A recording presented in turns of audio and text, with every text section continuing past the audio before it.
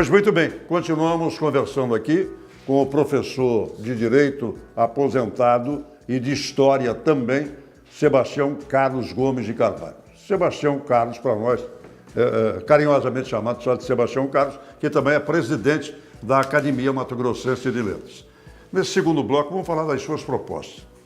Educação, eu acho que é a chave. Educação e cultura, elas são siamesas à sua maneira de ser. O que a gente pode falar sobre isso? Quais são as suas propostas? Inclusive, é evidente que o senhor deve trocar ideias também com os seus confrades de academia. O que o senhor vai levar para Brasília? Basicamente, quer dizer, a situação no país é tão grave, tão preocupante que um parlamentar, sobretudo um parlamentar a nível de Senado, tem que realmente ter uma preocupação mais abrangente. Mas, basicamente, eu me assento sobre três pilares. A questão da educação e da cultura, e nesse sentido, como um processo de transformação cultural de toda no país, né? Nós temos aí uma separação indevida, e não é de agora, entre a educação e a cultura, e nós temos que lutar para que, não só através da legislação, mas através do processo mesmo, de novas mentalidades, de fazê-lo como um objetivo único do país. Nenhum país, Edivaldo, pode encontrar um futuro melhor, pode encontrar um patamar que lhe coloque entre as primeiras nações do mundo, se não for através da educação e da cultura. Eu sempre cito um exemplo: na década de 60, a Coreia era um país com mais analfabetos, muito mais atrasados que o Brasil, e hoje é uma potência que supere muito o nosso país, muito menor até do que o estado de Mato Grosso e outros. Quer dizer, então, a cultura e a educação juntas serão fundamentais. E como eu sou professor há muitos anos, né, fui professor de nível médio, depois professor universitário, me honra ter um dos poucos professores a ter introduzido uma disciplina nova no país, escrevi um livro sobre isso. Quer dizer, outro aspecto que eu pretendo lutar é a necessidade de uma reforma fiscal e tributária. Os tributos que pesam sobre a população brasileira são muito altos e que você não tem um retorno, o que é mais grave. Porque se pagasse o tributo e você tivesse um retorno, ainda seria aceitável, como acontece em índices mais altos em outros países da Europa e mesmo nos Estados Unidos e Canadá. Mas nós não temos esse retorno. Então temos que minorar essa carga tributária. Veja bem, o quilo de arroz, de feijão, enfim, do mercado simples de alimentação que um trabalhador que ganha 1, 2 ou 3 salários mínimos paga, é o mesmo que o homem mais rico de Mato Grosso paga em termos de tributos. E não é apenas uma questão econômica, a questão tributária é uma questão moral, porque é cruel o que pagamos, sobretudo o trabalhador paga de imposto. Eu vou me empenhar nesse sentido. E um terceiro ponto, que é a questão ambiental. É fundamental entender-se que sem a qualidade de vida de um ambiente saudável, o ar saudável, os rios preservados, as matas preservadas, nós não teremos uma vida satisfatória. Isso está provado cientificamente. Então, esses são os três pilares sobre os quais assentarão a minha atuação e que eu pretendo defender nesta campanha. A educação como ponto base para tudo isso, né? Exatamente. Para tudo isso que o senhor citou, a educação é o pilar mestre, né? E até atinge a questão da saúde, a questão da... se nós tivermos mais escolas, teremos menos necessidade de prisões, de cadeias. Enfim, nós temos que sair, Edivaldo, do século XIX, certo? Atrasado, um sistema quase feudal, para o século XXI. O Brasil tem áreas de século XXI e tem áreas sumamente atrasadas, ainda realmente no sistema quase que colonial. E nós precisamos construir um país novo.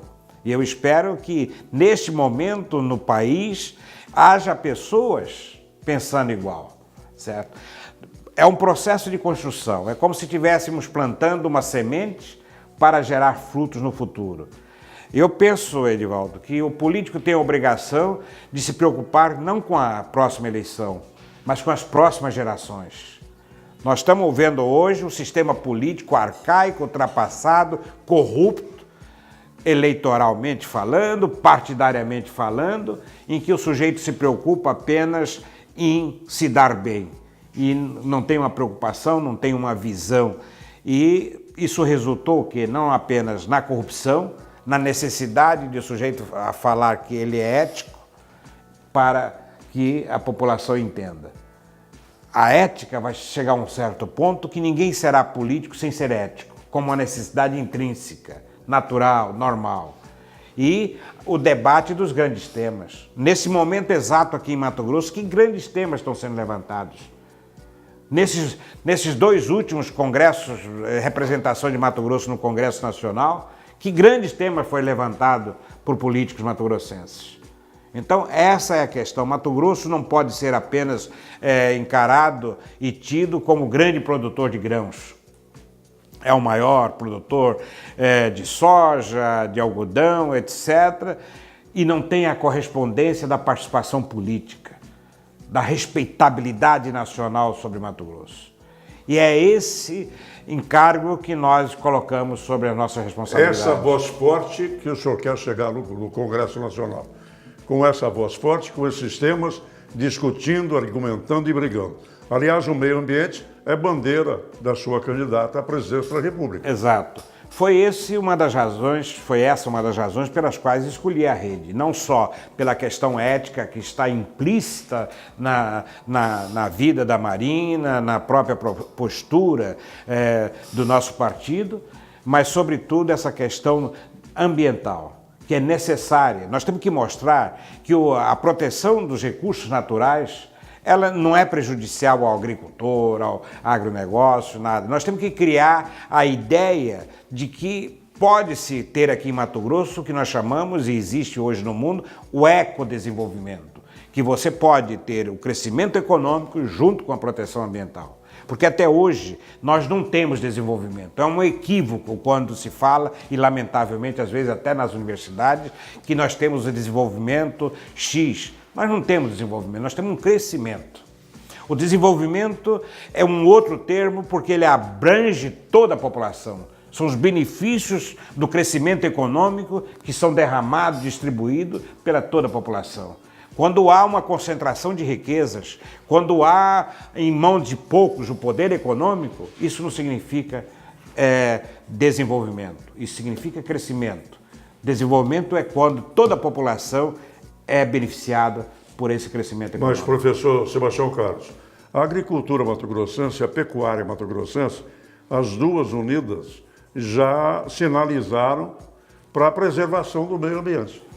A preservação do meio ambiente é uma condição implícita, sine qua non, como nós falaríamos no direito, porque está provado, se você não preservar o meio ambiente, logo, logo haverá os desertos, haverá os assoreamentos dos recursos hídricos, enfim. Então é necessário que haja o desenvolvimento. O equilíbrio ambiental é importante.